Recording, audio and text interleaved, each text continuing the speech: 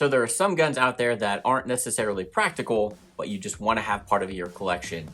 And as much as a lot of us would love to have a Mac 10 or Mac 11, the submachine gun that you see in these cool action movies and everything,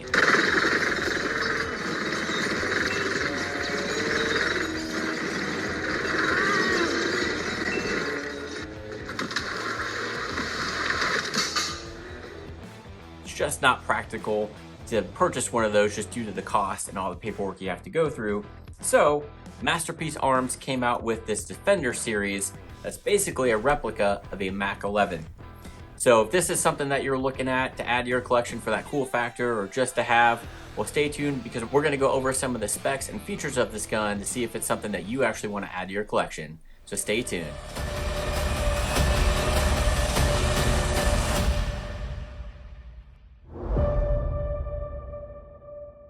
All right, so today we're taking a look at the Masterpiece Arms Defender. This is the 30T model. This one has the cocker on the top, and then their other models have it on the side of the gun, and then they have a Picatinny rail on the top as well. So this is kind of what you get with the 30T model. It's basically a clone, a replica of a Mac 11.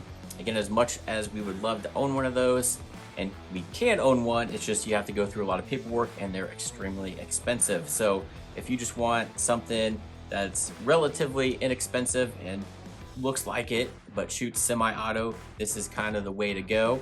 So we'll kind of start on the front of the gun and then work our way back, and then we'll take it apart and see what's inside. So this, unfortunately, is not a real suppressor. It is a faux suppressor. The end of the barrel has 1.5 by 28 threads. So if you have a different compensator you want to put on the end, or even a real suppressor, you can put that on there.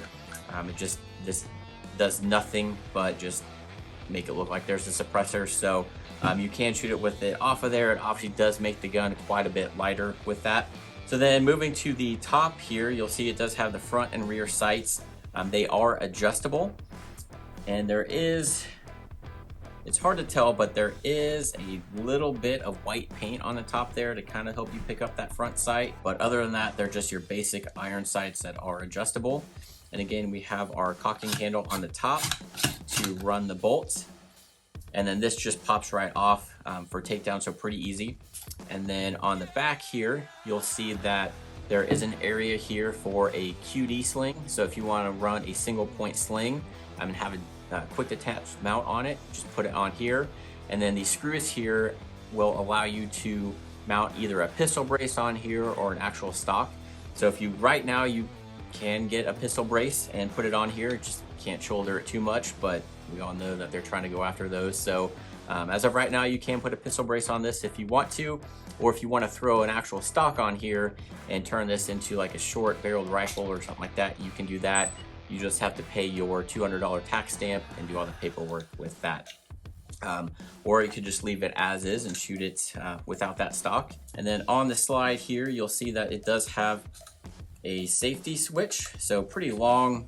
If you're used to ARs, those are a lot shorter. This is kind of a full 180-degree throw for the safety, but it is on there. And then the lower is a black aluminum, and then this grip and trigger guard is all one piece, and it feels like it's plastic. And then you have the magazine release right here. And then on the front end here, you do have a Picatinny rail. So if you want to mount a flashlight or laser, you can mount something right there. Overall, the gun is relatively heavy. It feels like it's overall got a good build quality to it. Most of it, like I said, is that black aluminum with, there are some plastic parts on here, including the grip, trigger guard area there. So that's pretty much the exterior of the gun is what you're gonna get. So to take this thing down, it's pretty simple. There's this takedown pin here. So what you want to do is flip it over to the side without any of the markings. And then generally you can go ahead and take this pin out. And there is a washer attached to it, so make sure you don't lose that washer. And then you're going to want to flip the gun around to this side. And if you can grip that, you can pull that pin out. If not, take a flathead screwdriver and you'll be able to kind of get in there and get that lifted out.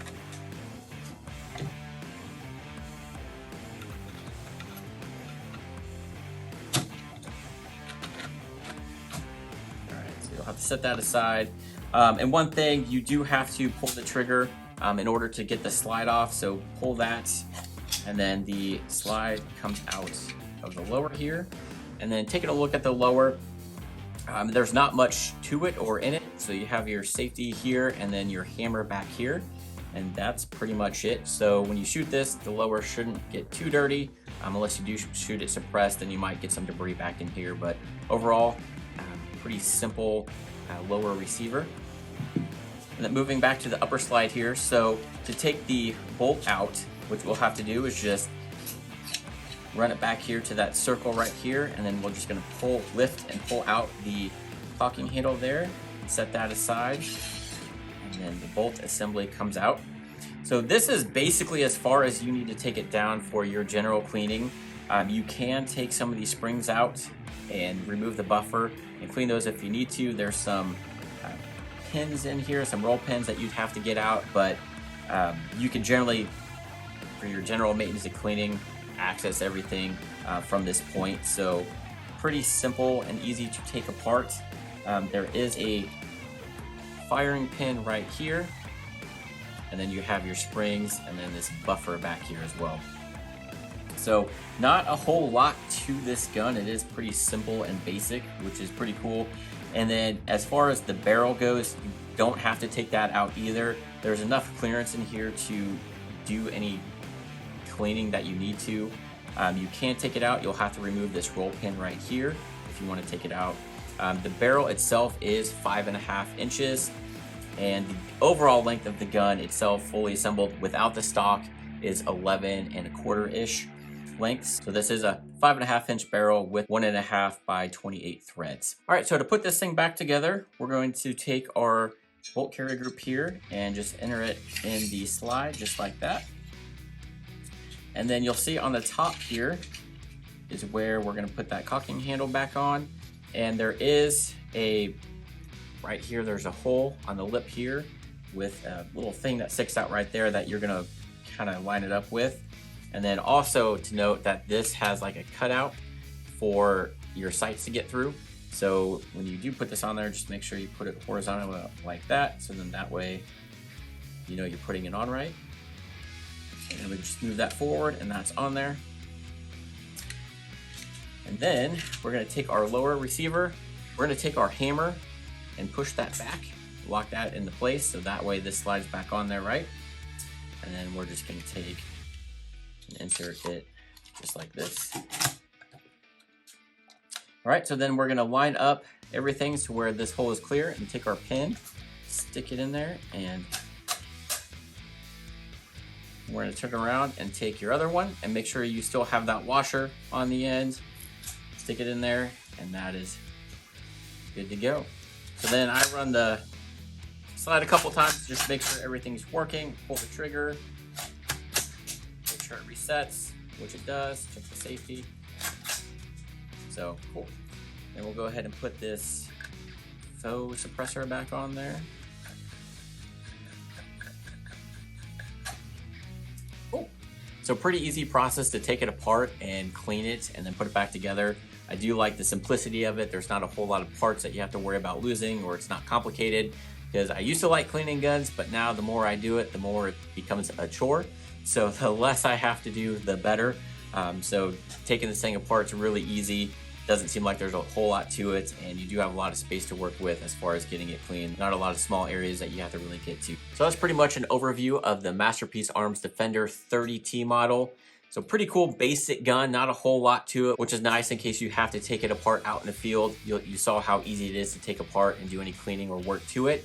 So not a practical gun, I guess you could say. With that faux suppressor on there, it does add some weight at the end of the barrel. So, and then with those iron sights, you're not going to be doing long distance shooting, and it's just not the most comfortable gun to hold for a long period of time, but it's one of those, why the hell not?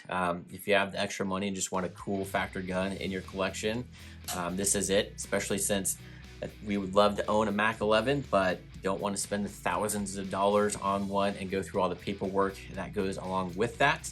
In some states, you can't even own a Mac 11. So pretty cool gun. I have heard some issues of people having problems with it jamming. So I'm not going to go take this one out shooting since this belongs to a customer of mine.